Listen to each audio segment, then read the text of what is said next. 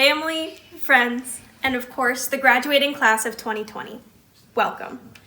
For those who may not know me, my name is Katie Keller, and I am proud to be graduating from the University of Minnesota Duluth with degrees in theater and English literature. As neither an honors student nor the holder of some esteemed position, I'm sure that in a normal year I would not be the one speaking to you today. But we all know that this year is far from normal.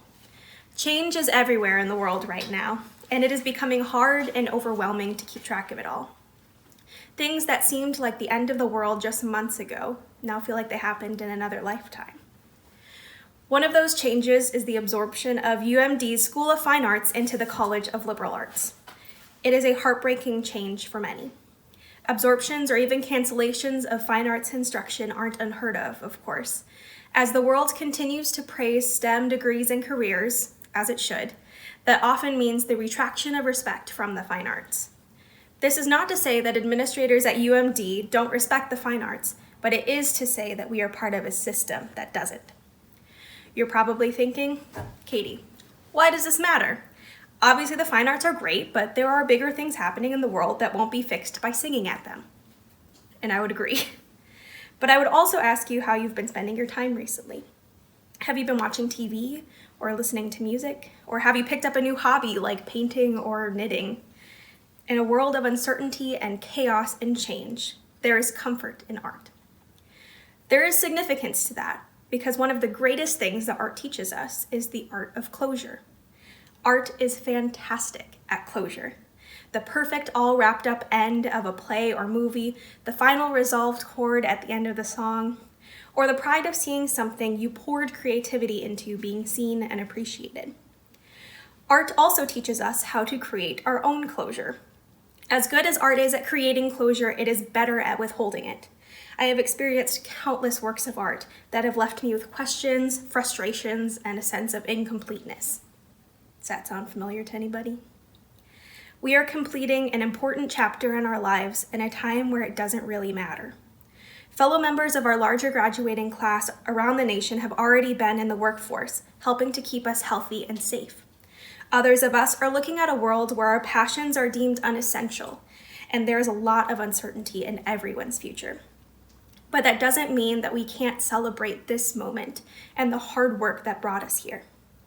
It's impossible to exactly replicate the feeling of walking across a stage, getting your picture taken, and then trying to find a restaurant that isn't completely booked because no one thought to make reservations.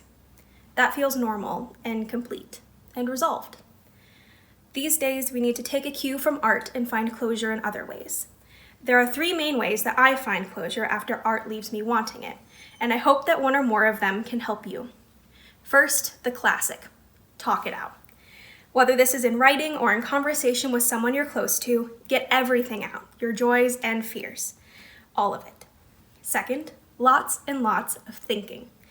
Give yourself space and time and grace to feel and respond to all of the things that you are feeling. It is okay to feel sad of your situation regardless of who has it worse. Finally, my favorite, rewrite the ending. There's a reason that adaptations and sequels and fan fiction exist. Take power into your own hands and create your own ending to this journey.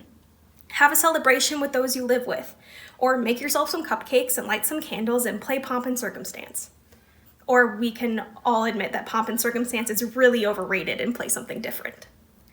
It doesn't have to be a giant gathering with thousands of people in a hockey rink to be special. You don't need to walk across a stage to get closure. As the last UMD commencement speaker graduating from the School of Fine Arts, I am mourning SFA's loss of independence and my own personal loss of not being able to see all of you as I'm saying this speech. But I am also so proud of each and every one of us, and I have all the faith in the world that my fellow Bulldogs will not only get through this, but innovate and create as you go. We've gotten through a lot of rough winters in Duluth, and this is just another one.